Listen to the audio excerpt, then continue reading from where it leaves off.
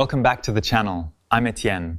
Over the last 2 episodes, we've explored 2 things that surprised me during my years in Japan.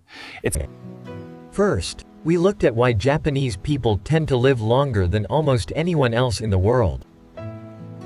Then we explored why Japanese streets remain remarkably clean, even though public trash cans are surprisingly difficult to find. Today, I'd like to talk about something much closer to home, literally, because one of the most useful lessons I learned in Japan wasn't about health. And it wasn't about public spaces, it was about cleaning.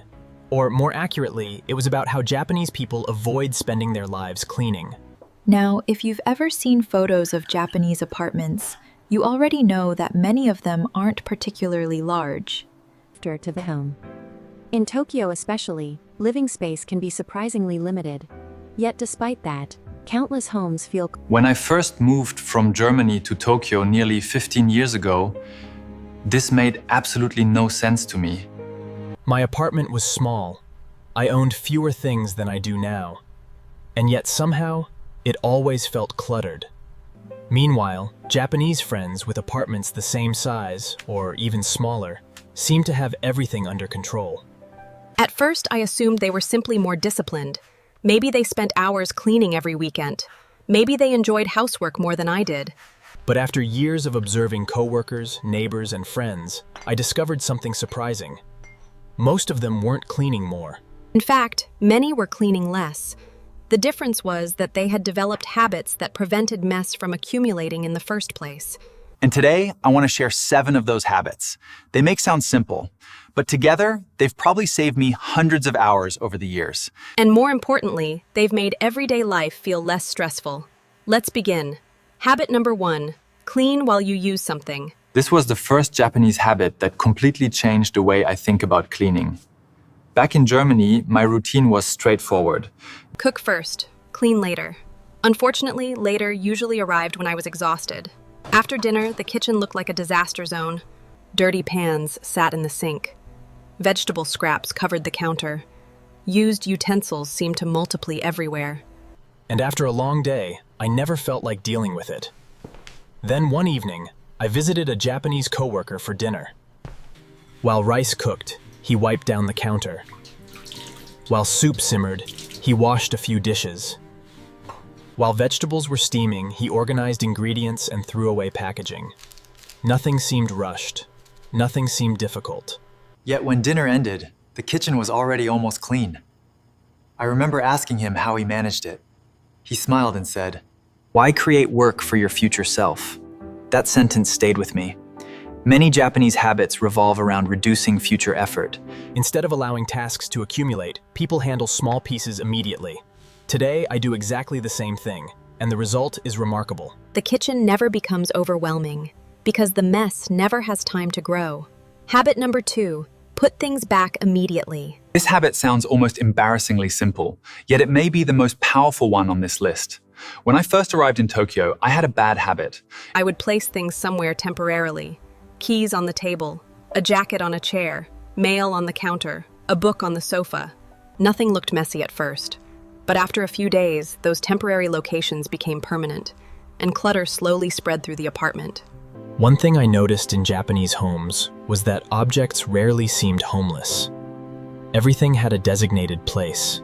And once people finished using something, they returned it immediately. Not later, not before bed, not tomorrow, right away. I once watched a friend's young daughter finish coloring a picture.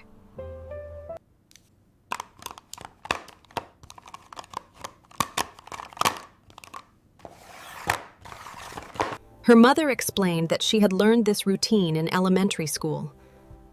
That observation taught me something important. In Japan, organization isn't usually treated as a cleaning task. It's treated as a normal part of using. Habit number 3, never leave a room empty-handed. I learned this lesson from an elderly neighbor in Tokyo. His apartment was always immaculate, not because he cleaned constantly, but because he seemed to move through his home with purpose. One afternoon, I noticed that every time he walked from one room to another, Nothing major, just one item. Eventually, I asked him about it. He laughed. If I'm already walking there, why waste the trip? At first, it sounded obvious, but once I started practicing the habit, I realized how effective it was. Most clutter doesn't appear all at once. It arrives one object at a time. A dish left on a table. A receipt left on a shelf. A sweater left on a chair. When those objects remain in place for days, disorder begins to spread. Returning a single item takes seconds. Yet those seconds prevent hours of cleanup later. Habit number 4, clean for 5 minutes, not 50. One cultural difference I noticed between Germany and Japan was how people approached maintenance. Many of us tend to wait until something becomes a problem. Then we dedicate an entire afternoon to fixing it. Many Japanese households do the opposite. They rarely wait. Instead, they perform small acts of maintenance continuously. A quick wipe of the bathroom mirror. A quick vacuum of the hallway. A quick cleaning of the kitchen sink. I remember visiting a coworker's apartment before work one morning. He spent less than 5 minutes cleaning. At the time, I thought it was pointless. 5 minutes didn't seem like enough to accomplish anything. But months later, I understood. 5 minutes every day becomes 35 minutes every week.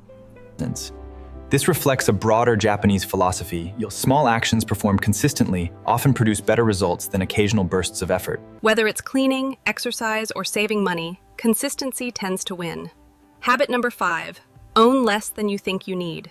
Living in Tokyo teaches this lesson quickly. Space is valuable. Storage is limited. Every object competes for room. When I first moved there, I owned far too much. Boxes filled with things I never used. Clothes I hadn't worn in years. Electronics collecting dust. Books I intended to read someday. One day, a Japanese friend pointed to a storage box in my apartment. When was the last time you opened that? I stared at it. Honestly, I couldn't remember. That question led me into a serious decluttering project. And what I discovered surprised me. Every object creates work. It must be cleaned, stored, moved. Organized, protected, maintained. The fewer unnecessary possessions you own, the less energy your home demands. This idea is closely connected to Japanese minimalism.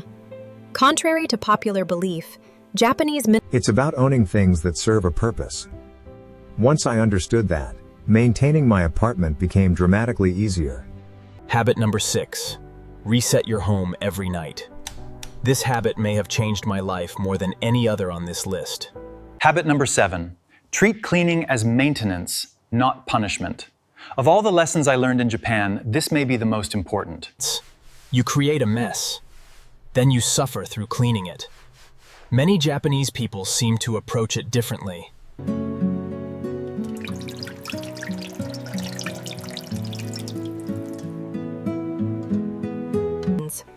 I remember visiting a traditional Japanese neighborhood during a community cleanup morning. Residents were sweeping sidewalks and cleaning Nobody acted as if they were being punished. It was simply part of caring for the environment they lived in.